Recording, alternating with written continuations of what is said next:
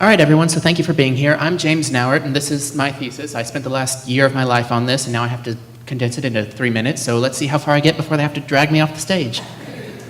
So just some background. I'm an industrial organizational psychologist, and what that means is I take psychological theories and I try to apply them to the problems in the business world. And so part of that is personality. And so I'm sure most of you guys know about personalities. Some of you might even have them. I know for me, they don't give me mine until I graduate.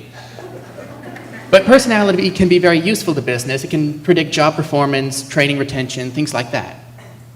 And so personality, for those who aren't aware of it, it's these groups of measurable behaviors that are stable over time. We like to call them traits. The most popular model we use now is the 5-factor model, which uses 5 of these traits.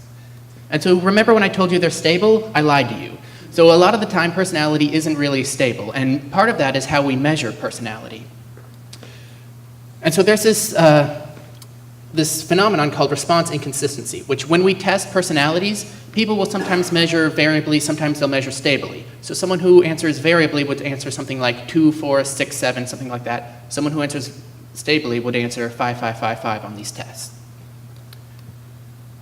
And so previous research has shown that response inconsistency is stable across a given test. So if you answer variably on one trait, you're going to answer variably across all 5. And this holds true for different tests. So if you give someone one test and then give them a different test at the same time, they're going to answer variably across both of them, or answer stably across both of them.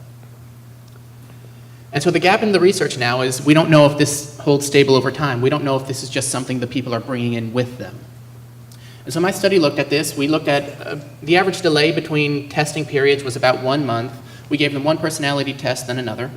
And then we measured the response inconsistency, which is just the standard deviation of items. It's pretty simple. And then we correlated them across time. And so as you can see here, the correlation was pretty strong, actually, and it was highly significant. And so what this means is stable inconsistency is not just, it's not something they're bringing in with them. It's a part of the person that we aren't really getting a grasp on right now. And so that was my hypothesis. That was supported, and so I get to graduate now.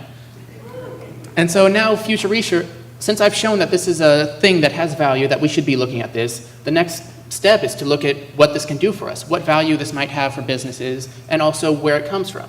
I looked at personality, and I found that personality wasn't really consistently related to inconsistency. I'm sorry if inconsistency doesn't sound like a real word anymore.